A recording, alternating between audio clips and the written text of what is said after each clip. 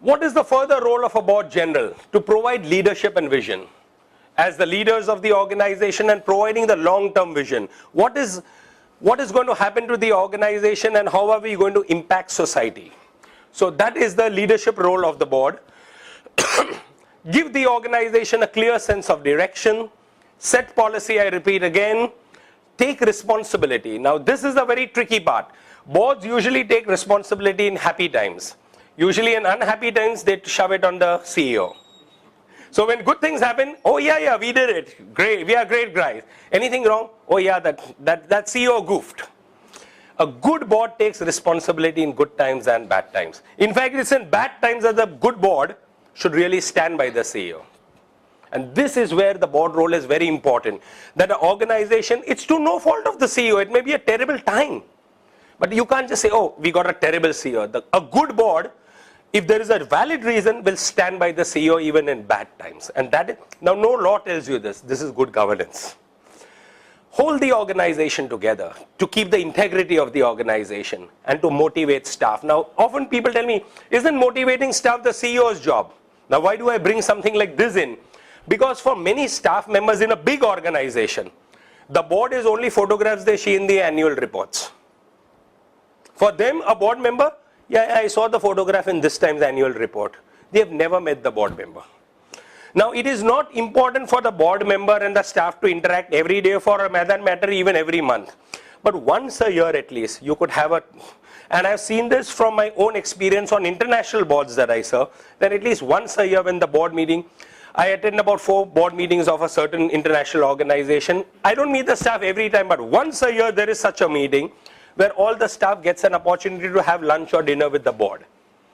And that is where the board and the staff sit together to talk about various things and they get a good, so a staff member is not a name, the board member knows that staff member. But having said that, it's not a good idea for the staff to bypass the CEO and go to the board for everything.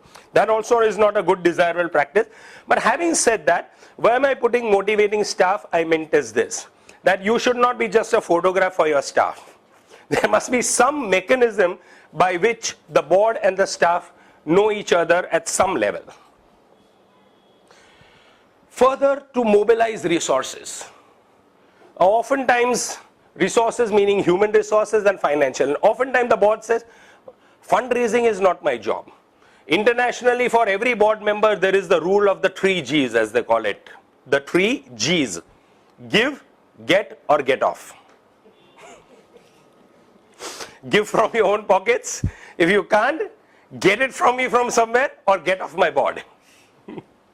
So mobilizing resources is that important board role. So it's all right if you can't give, you can always get it. And if you can't do either, then get off the board. So mobilizing resources, and both human and financial, to get more good human resource in the organ, it's important board role. But many say, oh no, I'm a chartered accountant, I am here to give my financial advice. Resource mobilization, not my job. Who's telling you to give? But you can at least give contacts, you can open things. So mobilizing resources is a very important board role.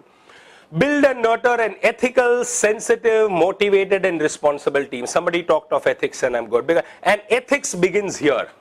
I have often seen that it is always a top-down approach. If the board is ethical, everything down is in. If this is unethical, everything down is rotten. Most cases, 99% of the case. So integrity, ethics, sensitivity, everything begins here and continues hopefully down. But this is where the leadership starts. Discourage exaggerated or misleading claims. Oftentimes the staff or the CEO may put in the annual report a lot of exaggeration or even sometimes slightly. This is where an independent board which is not remunerated can play that balancing role. Because they have no financial stake in this. Why should they exaggerate anything? Or why should they put anything misleading? And that is why an unremunerated board is the best, where there is no conflict of interest involved.